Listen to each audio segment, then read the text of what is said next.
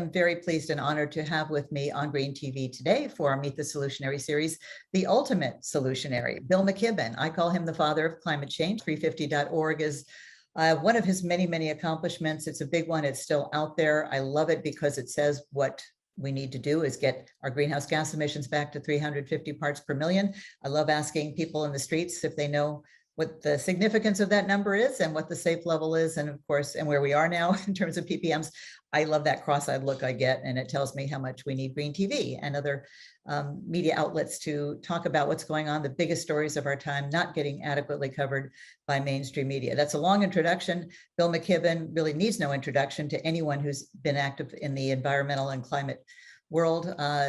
Some, I don't know, 16, 17, 18, maybe 19 books under his name, but the beginning was back in 1989. It's seen as the first book on global warming. It's what we called it back then. That was The End of Nature. I read that one, and I love the one that you did, Maybe One, I think it was called, about the environmental benefits of having just one child. Betsy, what a pleasure to be with you as always, and good to see you in this good new home. Thank you. And you're looking well. I know you're excited about your most recent campaign. I am too. It's called Third Act, and I'll let you tell our viewers what inspired you to do this. And it's something that I've been focused on for a long time. Third Act is aimed at people over the age of 60. And there are a lot of us, 70 million or so in the boomers and the silent generation above them, about 10,000 more every day, which actually is more people than are born in this country on a given day. As people get past the age of 60. Now, there's this idea that people become more conservative as they age, and there's a little bit of data for that.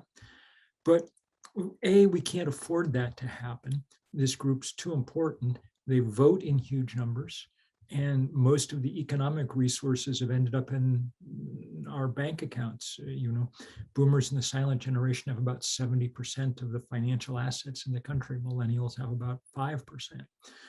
So it's going to be very hard to make change unless we're a part of it. And I think that it's possible to imagine that happening. People of this age, people who are over the age of 60 now, their first act, they were around for, either to participate in or at least bear witness to a period of really profound cultural and social and political transformation. People were there at the dawn of the women's movement, at the first Earth Day, the first civil rights movement, and so forth. Now, I think you could probably say that taken as a statistical whole, not obviously with, you know, noting exceptions like you, people in their second act may have been somewhat more engaged in consumerism than in citizenship.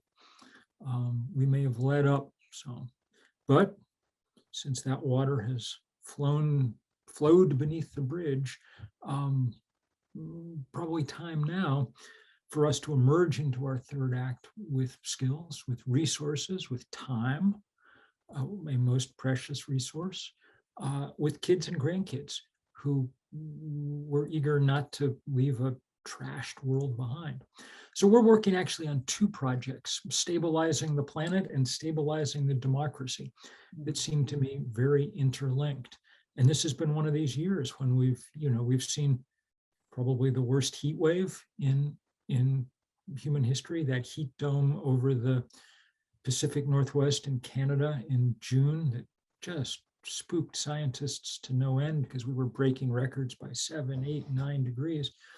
And this year also saw the most frightening, really almost inconceivable for people our age, attack on democracy that we've seen.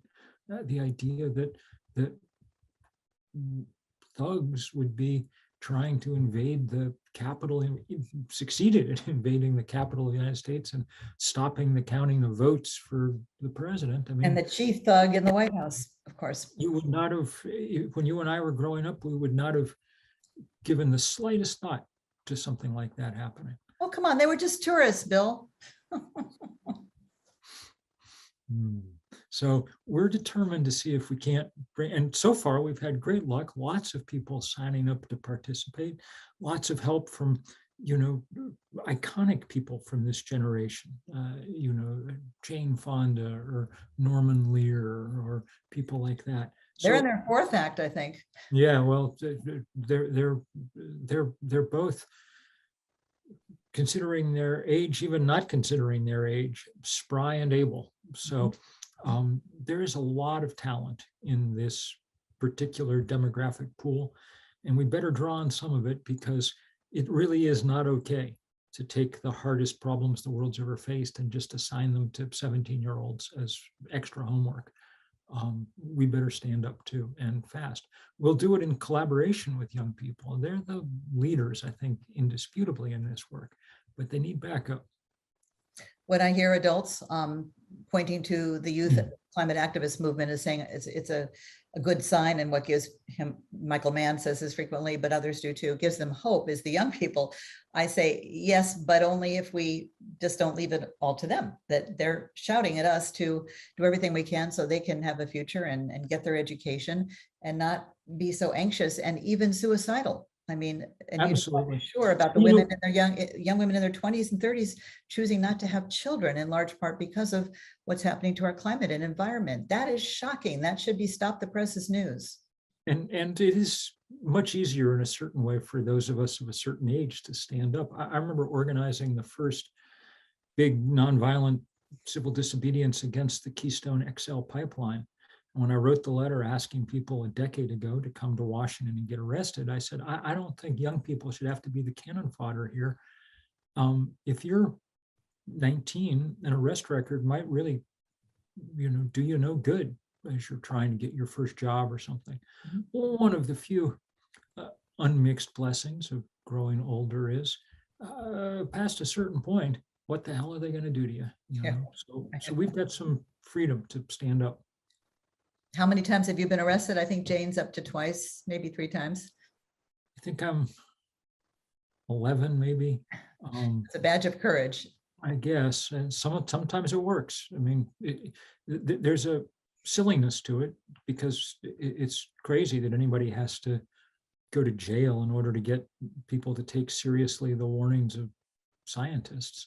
You would think it would just be a matter of course, but we don't live in an entirely logical world. We live in a world where vested interest and inertia are powerful forces, and our job is to overcome them. And we see that all around us. We see it in Washington at the moment, where desperately needed climate legislation is held up by Senator Manchin, the largest beneficiary of fossil fuel largesse in Washington. We saw it in Glasgow, where there really wasn't much progress made, because in large part, again, Senator Manchin made sure that Joe Biden arrived with nothing in his pocket. Empty-handed. And so, were you there, by the way? Did you go to COP26? I was. Mm-hmm. Would love your impressions compared to previous ones. I thought that the air went out of the room right in the first day when Biden showed up with really nothing to offer, through no fault of his own. And I thought that was sort of emblematic. It seemed to me, Betsy, that the ability of national governments to push much faster is at this point limited. We see what's going on in the US. I don't think we're going to get stronger climate legislation in a year or two. And I think the same thing is true in Russia and Brazil and Turkey and India and China and a lot of other places. That's why, coming back from Glasgow, we're sort of redoubling our commitment to really focus on the other lever that's big enough to matter, the one marked money or finance. And so at Third Act and elsewhere, everybody, we're doubling down on going after banks, asset managers, insurance companies, the people who really keep funding the fossil fuel industry. The divestment movement has been really quite successful, and you have been in the forefront of that too. I neglected to mention at the top. That is a key lever, absolutely.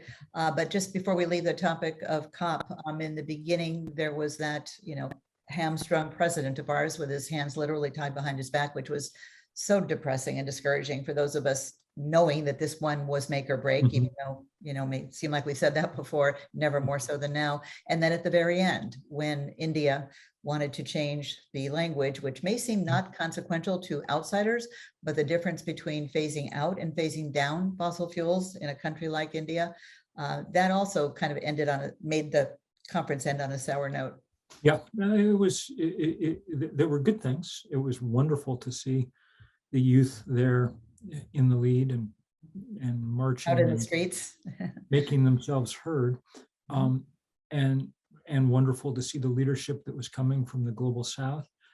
And clearly, there are parts of the kind of business community that at least understand they need now to be making green noises.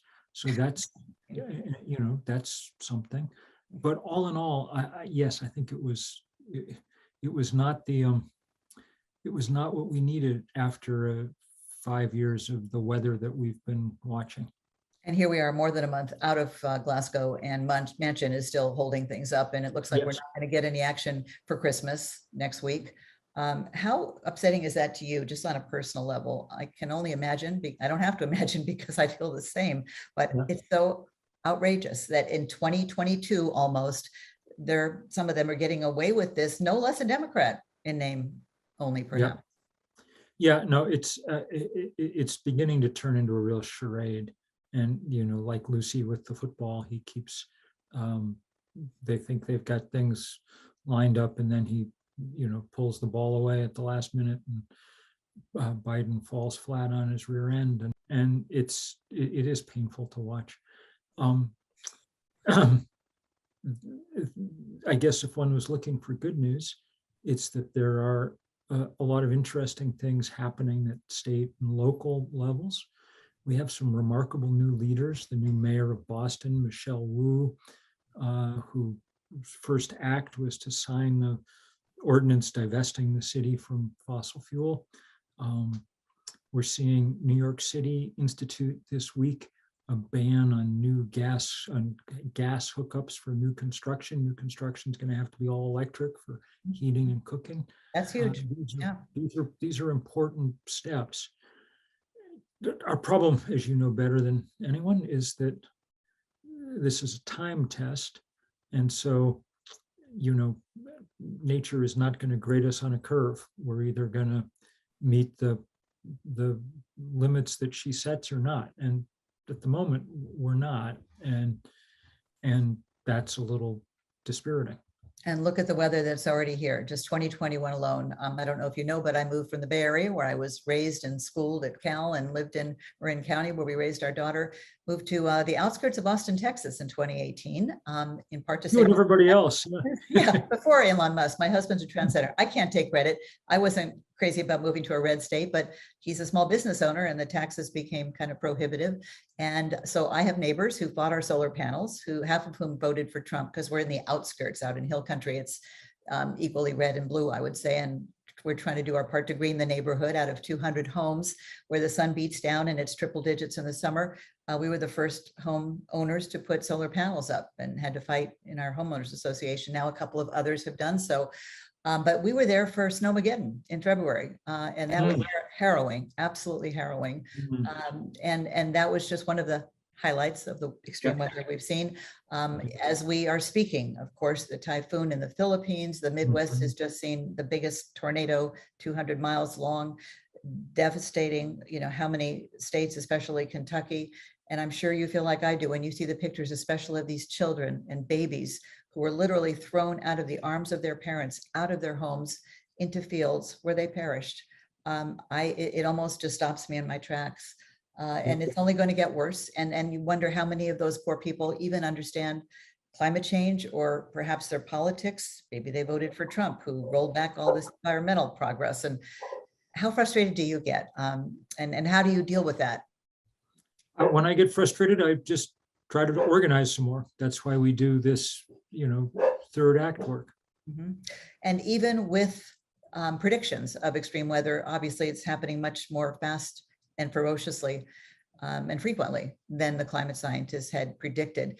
How frightening is that, as we start another year? Like, what's to come? My goodness. I think it's very frightening because big physical systems are starting to break. The sense that the jet stream and the Gulf Stream no longer reliably operate in the ways that we're used to is growing on scientists. Last year was powerful in that regard, and that's scary. All the predictions of what's going to happen are bad enough on their face, but if it turns out that we've been missing some of the, and it would make sense that we were, because of course we've never run this experiment before. There's never been any real reason to call into question, at what point the Gulf Stream or the jet stream would begin to go awry, but they clearly have begun to go awry, and we don't know how robust they are. And so I find those things quite scary. And especially in this case, again, the officials, the governor, mayor of Mayfield, they're talking about, God's will and natural disasters. It's as if there's still a disconnect as to what's behind this. And then they talk about building back, like the most they can offer is we're going to help them rebuild. Well, if it's not going to be for a climate change future, this is only bound to happen again. It's somewhat random in terms of where these events hit. A little bit of change in the weather, the winds can push it off Louisiana or right onto St. Charles, Port Charles, Lake Charles, yeah, over and over again. But what's causing it is not random or mysterious at all. No, it's very true. We're just loading the odds, loading the dice day after day, and the part that makes it excruciating is that we have at hand available solutions. The engineers have done such a good job in lowering the price of solar power and wind power that it's really the cheapest electricity on the planet. And there's very little technical or financial obstacle really to doing what needs doing. There's just the obstacle that comes when there's a very large and powerful industry determined to maintain its business model a few more decades. And its business model is just, we dig stuff up and set it on fire. And as long as they're able to maintain that, we're not going to make progress at the pace that we need. Hence things like these campaigns around banking and divestment and so on. We would have an epic challenge, humanity would, if it wasn't for the dark forces that continue to suppress progress, undermine it. And that continues. And isn't that so outrageous? And often under the guise of, being for climate action, and even more insidious, that this is still going on. And the other issue that I'm primarily focused on is, eco-illiteracy. We really do have a population that is not understanding well the science of all this. It is complex. We're teaching, I think, environmental studies. I know you're teaching it at Middlebury College. I'm sure you have inspired many a student to go into some field of activism or climate profession. And yet we're in Florida right now. There's no recycling to be had. I wonder, as we're in this bubble where we talk about these issues, interviewing the solutionaries, then there's a Walmart next door and I'm going to go check out that scene. But there's a sense that the masses still aren't understanding this. It's Christmas and consumption and convenience and all those factors that have driven us to this point. How do we reach all of them? Well, I think the good news is that the polling data indicates that people now do really understand climate change in a way they didn't even 3 or 4 years ago. And partly that's because we've built big movements, and partly it's because Mother Nature is a good educator. And between those things, we're up about 70% of Americans who understand this to be a problem and take it seriously. Perhaps they don't know what to do. Yes, and that's why we keep building these outlets for organizing, to take that energy and put it together in a way that it hopefully can be effective. And sometimes it is. The divestment stuff being a very good example. But again, this is a time test, so we have to move very fast. And I'm afraid I have to move very fast too. I have another interview to get to, but Betsy, this is great fun to get to see you and to say congratulations on this new effort.